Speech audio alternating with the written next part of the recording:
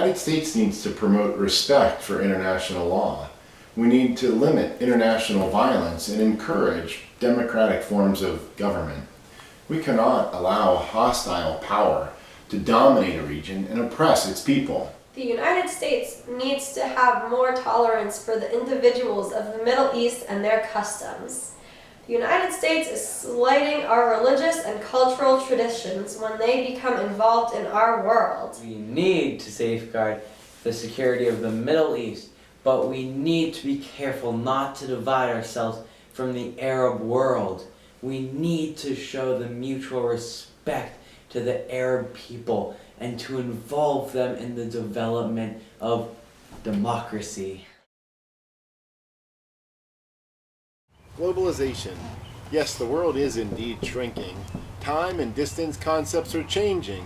In this fast-paced world of modern technology and information, the Middle East needs to open their doors to globalization if they want to improve their economy.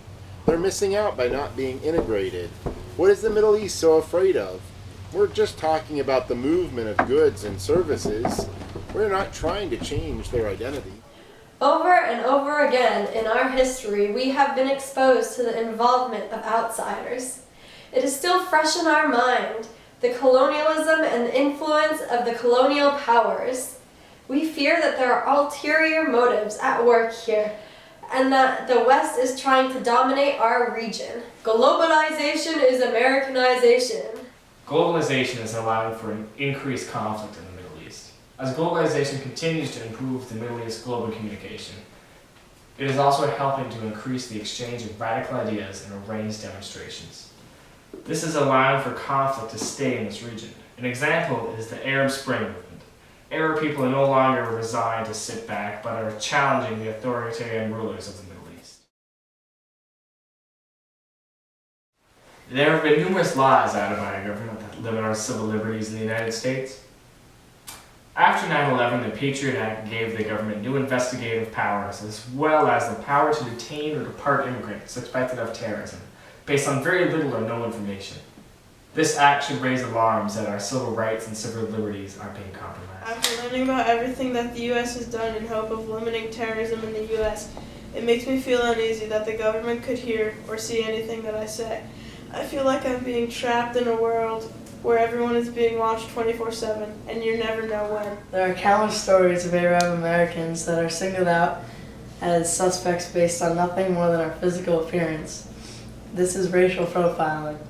It is unfair that we, U.S. citizens, have to be affected by the racial profiling brought upon us by our government. For my work, I do a lot of flying back and forth to meetings. It has become a huge hassle for me to have to wait in these long lines every time that I need to fly. I wait in the lines to get my tickets, and then I proceed on to waiting in an even longer line to go through security. I have to take my shoes, belt, and jacket off. Then I have to remove everything from my pockets just so that I have to walk through a scanner, which takes an image of my body without any clothes on to see if I'm hiding any weapons.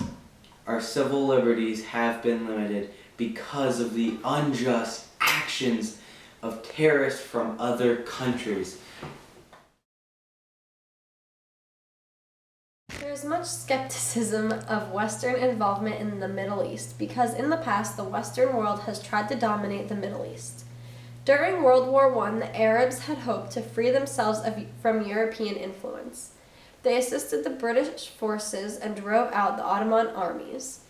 But after the Ottomans were defeated, the British did not give the Iranians independence and took steps to make sure that they could continue to have access to Iranian oil. Many of the current boundary disputes are due to the haphazard political boundaries that fulfilled England's short-term needs during the period of colonialism in the Middle East. The Iran-Iraq War and the invasion of Kuwait were both partially based on territorial disputes that arised from the divide and conquer strategy of the European colonizers.